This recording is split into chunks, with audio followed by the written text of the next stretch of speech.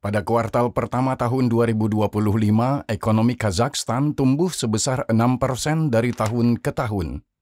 Pertumbuhan ini terutama didorong oleh pemulihan yang signifikan di sektor transportasi dan perdagangan. Biro Statistik Nasional Kazakhstan mengumumkan pada bulan Mei 2025. Ini adalah hasil yang sangat solid, bahkan mengesankan, terutama mengingat kondisi di mana hal itu dicapai. Kazakhstan adalah negara terkurung daratan terbesar di dunia, berbatasan di utara dan barat dengan Federasi Rusia yang dilanda perang. Di sebelah timur berbatasan dengan Tiongkok yang perkasa, tetapi pertama-tama dengan wilayahnya yang kurang berkembang, dan kedua dengan Tiongkok yang mengalami peningkatan tekanan ekonomi. Sementara itu, di selatan ada 4 Republik Asia Tengah yang tersisa, yang kurang berkembang. Dan lebih jauh, Afghanistan yang diperintah Taliban atau Iran dicengkeram oleh sanksi dan baru-baru ini dipermalukan secara militer. Lingkungan yang sulit. Meskipun demikian, Kazakhstan muncul sebagai juara pertumbuhan di kawasan tersebut. FDI tertinggi di kawasan tersebut, pembangunan dan renovasi ribuan jalan, rel kereta api, dan pelabuhan di bawah inisiatif Nurli Zol dan Koridor Tengah. Dan terakhir, sektor bahan mentah yang tidak hanya bergantung pada minyak tetapi juga uranium, yang mana Kazakhstan merupakan produsen terbesar di dunia. Dan ini adalah posisi awal yang baik di saat energi nuklir global sedang mengalami kebangkitan. Semua ini berarti Presiden Kazakhstan ingin negara itu menggandakan ukuran ekonominya pada tahun 2029 ke level 450 miliar dolar. Tentu saja ada beberapa hal yang tidak diinginkan. Namun, mari kita cek apakah Kazakhstan benar-benar oasis ekonomi baru di Asia Tengah? Selamat menyimak 20th Report.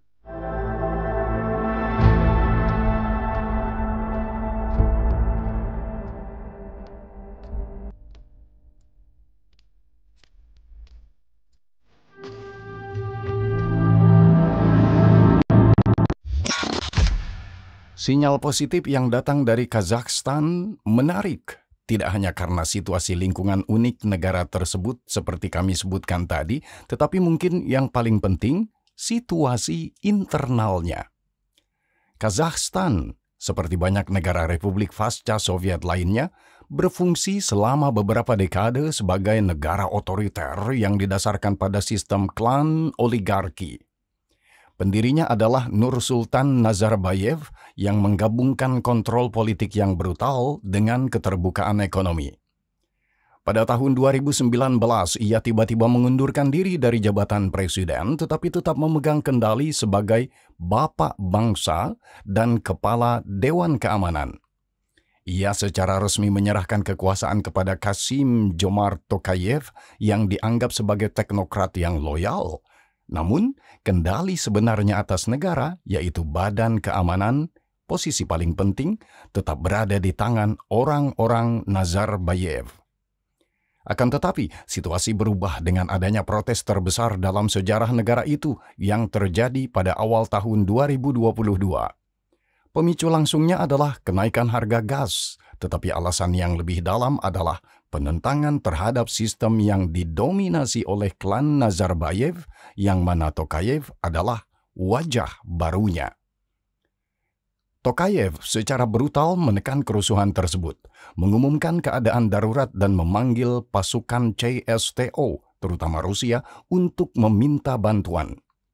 Lebih dari 230 orang tewas, ribuan lainnya terluka. Namun yang terpenting, Presiden menyatakan bahwa telah terjadi upaya kudeta yang diilhami oleh lingkaran Nazarbayev. Dalam minggu-minggu berikutnya, Tokayev merebut kekuatan penuh. Ia menyingkirkan Nazarbayev dari semua jabatan, mencabut gelar Elbasi atau Bapak Bangsa, dan menyingkirkan rekan-rekan dekatnya, termasuk menantu laki-laki, saudara laki-laki, dan anak-anak perempuannya dari jabatan-jabatan penting. Akhir simbolis dari era Nazarbayev adalah pemulihan nama ibu kota menjadi Astana yang sebelumnya berganti nama menjadi Nur Sultan berdasarkan nama depan Nazarbayev. Tokayev yang dikuatkan oleh krisis memulai pembersihannya sendiri. Meskipun konstitusi dan reformasi baru diumumkan, dalam praktiknya ia tetap memegang kendali atas seluruh sistem. Namun, ini tidak berarti bahwa Tokayev hanya ingin mengambil alih tanah Kazakhstan untuk dirinya sendiri. Kazakhstan di bawah visi Tokayev melepaskan diri dari label negara Rusia pasca Soviet, mengandalkan sumber daya alam semata untuk pendapatan tanpa ambisi internasional yang lebih besar. Hasil pertama dari penerapan visi ini sudah mulai terlihat. Saya telah memulai arah ekonomi baru. Prakarsa ini berfokus pada reformasi struktural untuk membangun negara yang lebih kuat dan lebih dinamis. Ini adalah tugas yang ambisius tetapi dapat dicapai. Tahun lalu, PDB Kazakhstan adalah 265 miliar dolar. Sasaran baru kami adalah 450 miliar dolar pada tahun 2029. Kata Kasim Jomart Tokayev pada Februari 2024 selama pembicaraan bilateral dengan Qatar. Rencana tersebut sangat ambisius, tetapi sejauh ini Tokayev berhasil mewujudkannya. Menurut IMF, pada akhir tahun ini PDB Kazakhstan diperkirakan mencapai 300 miliar dolar. Saya yakin bahwa pertumbuhan ekonomi sebesar 4% tidak cukup untuk Kazakhstan, tambah Tokayev di awal tahun 2025. Oleh karena itu, Tokayev harus menemukan sisa 150 miliar dolar yang akan menjadi bagian dari ekonomi Kazakhstan selama 4 tahun ke depan. Ini berarti pertumbuhan minimal 6% atau lebih setiap tahunnya. Bagaimana ia berencana untuk mencapainya? Bahan bakar untuk pertumbuhan ini berasal dari banyak sumber, tetapi sumber daya alam tetap menjadi yang terpenting. Sumber daya alam masih menyumbang 30 hingga 35% PDB Kazakhstan dan sebanyak 60% dari total ekspor negara tersebut. Produk ekspor terpenting adalah minyak mentah yang sebagian besar diekstraksi di 3 lokasi. Yang paling menguntungkan adalah ladang Tengiz, salah satu ladang terdalam dan paling kompleks di dunia karena kadar sulfur yang tinggi dan kondisi cuaca yang sulit. Chevron, yang merupakan operator lapangan utama, telah melakukan ekspansi senilai 48 miliar dolar di sana sejak 2012, yang merupakan salah satu investasi terbesar di dunia. Berkat hal ini, Tengiz diharapkan dapat meningkatkan produksi hingga sekitar 1 juta barel setara minyak per hari dan menyumbang sebanyak 1% dari pasokan minyak global. Yang terpenting, Chevron memiliki 50% saham Tengiz, sementara raksasa Amerika lainnya, Exxon, memegang 25%. Perusahaan minyak Kazakhstan, Kazmunaygas, menguasai 20% dan hanya 5% yang dimiliki oleh Lukoil Rusia. 2 ladang minyak utama lainnya di Kazakhstan yang saat ini memproduksi minyak dalam jumlah yang sama dengan gabungan Tengiz, Karachaganak, dan ladang lepas pantai Kashagan juga sebagian besar masih dikuasai oleh Barat. Dalam kasus Karachaganak, sebagian besar adalah Shell milik Inggris, Belanda, dan ANI milik Italia. Sementara itu, pemegang saham utama Kashagan tetaplah Total milik Prancis, ANI, Exxon, dan Shell. Yang juga perlu diperhatikan adalah saham CNPC Tiongkok sebesar 8,4% dan saham Inpex milik Jepang sebesar 7,6%. Hal ini menunjukkan bahwa meskipun Rusia memiliki kemungkinan pengaruh terhadap sektor minyak Kazakhstan, struktur kepemilikan bukanlah salah satunya. Meskipun Kazakhstan juga memiliki hasil ekstraksi gas dan tembaga yang signifikan secara ekonomi, ada satu unsur lain yang lebih menarik. Kita berbicara tentang uranium, yang mana Kazakhstan merupakan produsen terbesar di dunia, sekitar 40% dari pasokan, dan memiliki beberapa cadangan terbesar di dunia, 14%. Saat ini, uranium hanya menyumbang 4,4% dari total ekspor, jauh tertinggal dari minyak, 53,8%, dan kontribusinya langsung terhadap PDB relatif kecil, mungkin sekitar 2 hingga 4% dari PDB. Namun, signifikansinya hanya dapat tumbuh. Mengapa? Pertama, karena energi nuklir di seluruh dunia sedang mengalami kebangkitan. Saat ini, 61 reaktor nuklir sedang dibangun di seluruh dunia dan setidaknya 100 lagi sedang dalam tahap perencanaan. Orang-orang Kazakh menandatangani kontrak ekspor berturut-turut. Baru-baru ini dengan kelompok Ceko (CAZ) untuk pengiriman konsentrat uranium selama 7 tahun ke depan. Kedua, meskipun Kazakhstan saat ini mengekspor bahan baku dengan nilai tambah terendah, konsentrat uranium yang disebut yellow cake, negara ini perlahan bergerak menuju produksi bahan bakar nuklir bermargin tinggi dan mengembangkan teknologi penyulingan. Baru-baru ini, operator Kazakhstan, Kazatomprom, bersama dengan perusahaan Tiongkok CGNPC, mendirikan pusat penyulingan pabrik metalurgi Ulba yang mencapai kapasitas produksi penuh pada akhir tahun 2024, sekitar 200 ton bahan bakar dengan pengayaan rendah setiap tahunnya, cukup untuk menggerakkan 6 reaktor nuklir. Terakhir, energi nuklir.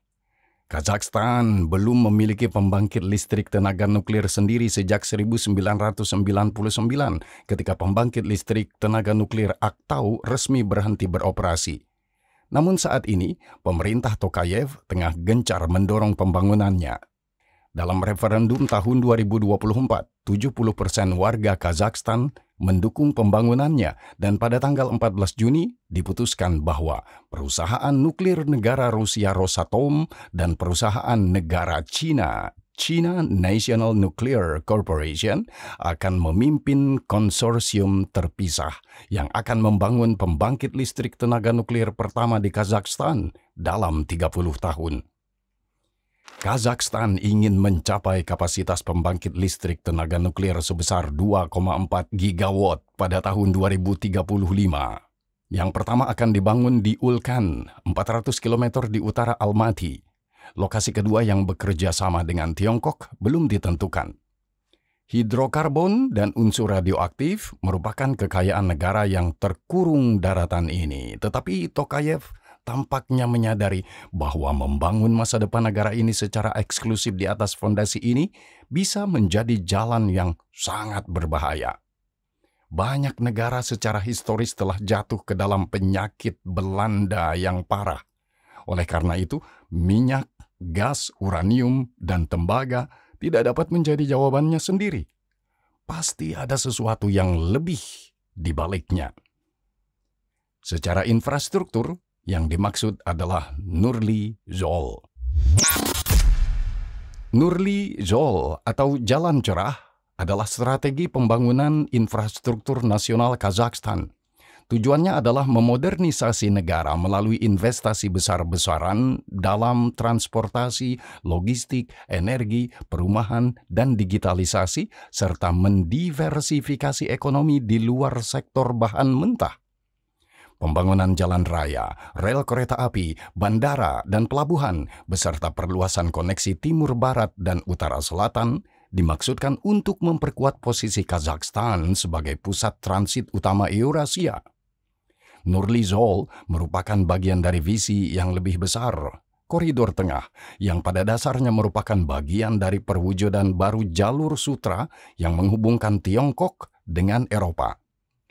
Bagian rute ini dirancang untuk melewati Rusia dan mengirimkan barang melalui rel kereta api dan truk melalui daratan Kazakhstan ke pelabuhan di Aktau dan Kurik, yang kemudian dimuat ke kapal kontainer dan diangkut ke pelabuhan di Azerbaijan, kemudian memasuki Eropa melalui Georgia dan Turki.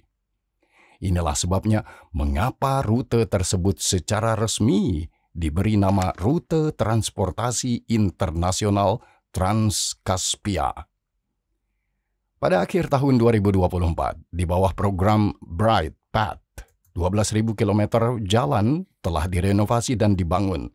Misalnya, setengah dari jalan raya penting sepanjang hampir 900 km yang menghubungkan Karaganda dengan Almaty telah selesai dibangun. Namun, rute Trans-Kaspia utamanya adalah jalur kereta api dan pelabuhan. Di titik masuk Kazakhstan terdapat pelabuhan kering terbesar di dunia, Khorgos. Tahun ini juga akan selesai pembangunan jalur kedua di jalur Dostik-Moyinty, 836 km yang dimulai pada November 2022 yang akan meningkatkan kapasitas dari 12 pasang kereta menjadi 60. Pada Maret 2024, rute baru yang menghubungkan kota Xi'an di Tiongkok dengan Eropa juga dibuka, yang menawarkan waktu transit yang baik selama 25 hari. Ditambah dengan modernisasi pelabuhan di Aktau dan Kurik, transportasi laut meningkat 20% selama 6 tahun terakhir, dan terminal baru di bandara di Almaty, Kizilorda, dan Shymkent. Proyek tambahan mencakup elektrifikasi lengkap negara tersebut, gasifikasi, modernisasi jaringan pemanas dan pasokan air, dan perumahan yang tidak terlalu menarik perhatian tetapi tidak kalah pentingnya. Tetapi sistem peredaran darah transportasi hanya sebagian dari potensi keberhasilan. Kepala negara memprioritaskan diversifikasi ekonomi dengan fokus pada pengembangan sektor non-migas. Selama 2019-2024, produksi industri meningkat 31,4%, sementara sektor konstruksi tumbuh 96,3%. Selama 6 tahun, produksi di industri permesinan meningkat 3 kali lipat dan produksi industri tumbuh pada tingkat tahunan rata-rata 20,3%. Beginilah kantor Perdana Menteri Kazakhstan mencantumkan keberhasilan diversifikasi dari mineral. Ditambah lagi, Kazakhstan ternyata menjadi penerima FDI terbesar di antara negara-negara regional. 130 miliar dolar selama 6 tahun terakhir dengan pertumbuhan devisa dan ekspor ekonomi. Pada tahun 2024, negara tersebut menerima peringkat tertinggi dalam sejarah penilaiannya, BAA1 dengan prospek stabil dari Moody's. Angka pasti sulit dibantah. Dan ini berdampak pada kehidupan warga negara. Meskipun rata-rata orang Kazakh masih belum kaya dibandingkan dengan orang Eropa atau negara-negara maju di Asia Timur, menurut IMF, secara nominal mereka saat ini rata-rata lebih kaya daripada rata-rata orang Rusia atau Cina, meskipun faktanya hanya 3 tahun yang lalu. Orang Rusia rata-rata 35% lebih kaya daripada orang Kazakh dan orang Cina 13%. Dan kita masih belum menyebutkan kisah sukses terbesar Kazakhstan. Jika melihat tren global saat ini, demografi yang sangat bagus. Pada tahun 2025, menurut PBB, tingkat kesuburan penduduk Kazakhstan yang berjumlah 20 juta jiwa diperkirakan akan mencapai 2,95 anak per wanita. Sementara pada tahun 2021 angkanya lebih dari 3,3 anak per wanita. Di masa sekarang, angka tersebut luar biasa. Alasan utama tren positif ini disebutkan sebagai agama, terutama Islam, dan unsur-unsur kode budaya yang menurutnya memiliki keluarga besar dianggap terhormat dan diinginkan. Kazakhstan saat ini termasuk dalam kelompok negara yang sangat sempit yang menggabungkan tingkat pembangunan ekonomi yang relatif tinggi atau PDB per kapita dengan tingkat kesuburan atau TFR yang sangat tinggi, yang lebih umum terjadi di negara-negara miskin. Jika orang-orang Kazakhstan berhasil mempertahankan koefisien di atas 2,1 sambil meningkatkan kemakmuran materi, negara itu dapat menjadi studi kasus unik, di mana pertumbuhan kemakmuran tidak berarti masyarakat yang menyusut. Namun, hal ini akan sulit. Beberapa tahun terakhir sudah menunjukkan tren penurunan. Semua ini terkait erat dengan geografi Kazakhstan, negara terbesar ke-9 di dunia. Posisinya di pusat Eurasia memberinya akses ke sumber daya dan posisi poros geostrategis, tetapi kurangnya akses laut dan dikelilingi oleh kekuatan besar juga merupakan keterbatasan serius. Kazakhstan harus menyeimbangkan pengaruh Rusia, Tiongkok, Turki, dan Barat dengan mendistribusikan ketergantungan secara merata guna menjaga ruang gerak. Oleh karena itu, meskipun Barat membawa teknologi dan modal, misalnya di sektor minyak, ekspor minyak masih bergantung 80% pada Rusia yang mengalir terutama melalui jaring pipa CPC ke pelabuhan Novorossiysk. Ini adalah ketergantungan besar yang dapat digunakan Kremlin untuk mencekik Tokayev kapanpun ia mau, misalnya dengan alasan pekerjaan pemeliharaan atau masalah lingkungan yang telah terjadi. Itulah sebabnya Astana mengembangkan alternatif. Salah satunya adalah ekspor melalui Laut Kaspia dan jaringan pipa BTC ke Turki. Meskipun saat ini hanya 1,5 juta ton minyak per tahun dibandingkan dengan 55 juta melalui CPC, rencana tersebut mengasumsikan pertumbuhan hingga 20 juta. Kazakhstan juga mengekspor minyak ke Cina melalui jaringan pipa Atasu Alashankou, tetapi ini digunakan untuk sebagian kecil kapasitasnya. Namun, pemulihan hubungan dengan Tiongkok terlihat di sektor lain, terutama transportasi dan koridor tengah yang kami sebutkan tadi. Di perbatasan kedua negara, pelabuhan kering terbesar di dunia, Khorgos, tengah diperluas, yang dilalui ribuan kontainer setiap bulannya untuk menuju lebih jauh ke Eropa. Setelah invasi Rusia ke Ukraina, rute ini memperoleh kepentingan strategis sebagai alternatif rute melalui Rusia yang telah diasingkan oleh Eropa. Tokayev sebagai mantan duta besar untuk Tiongkok, fasih berbahasa Mandarin dan hubungan dengan Beijing lebih dari sekadar baik. Bukan kebetulan bahwa presidensi mengumumkan prakarsa Belt and Road di Astana. Proyek-proyek industri bersama tengah bermunculan, seperti proyek penyulingan uranium atau pabrik-pabrik pembuatan mobil baru. Tokayev tahu bahwa tetap dekat dengan Tiongkok pada dasarnya merupakan perlindungan lain terhadap kemungkinan tindakan agresif oleh Moskow. Jika Beijing sudah menganggap Kazakhstan sebagai wilayah pengaruhnya saat ini yang dapat diperdebatkan, maka Beijing tidak ingin melihat Moskow terlalu banyak mencampuri urusan Astana. Oleh karena itu, meskipun Putin membantu Tokayev mengonsolidasikan kekuatan pada tahun 2022, ia tidak pernah membalasnya dengan mengakui aneksasi Crimea dan Donbas, dan setelah invasi Ukraina, ia menjauhkan diri dari Rusia dan proyek-proyeknya. Ini tidak berarti ia tidak mendapatkan keuntungan dari perang atau membantu Rusia dengan cara apapun. Kazakhstan adalah perantara utama dalam proses menghindari sanksi dan mengangkut produk-produk Barat ke Rusia melalui negara-negara ketiga. Di sisi lain, proses paralel Kazakhisasi sedang berlangsung, derusifikasi linguistik dan budaya secara bertahap. Bahasa Kazakh dan identitas nasional sedang dipromosikan. Hal ini tentu saja membuat Moskow jengkel. Bagaimanapun juga, orang Kazakh adalah bangsa yang bersaudara, menunjukkan bahwa orang dapat mengelola negara pasca Soviet dengan lebih baik dengan sumber daya yang lebih sedikit tanpa akses laut atau kedekatan dengan Eropa. Ini adalah sinyal yang berbahaya bagi Kremlin yang menunjukkan kepada orang Rusia bahwa keterbelakangan dan keprimitifan Rusia adalah hasil dari manajemen yang buruk, bukan nasib buruk. Kazakhstan tengah menapaki jalan yang sulit dan bergelombang yang tidak akan menjadi lebih mudah. Tokayev, meskipun telah merebut kekuasaan penuh secara brutal dan bahkan saat ini pemerintahannya bukanlah benteng proses demokrasi, dengan cekatan menavigasi negara tersebut melalui labirin ini.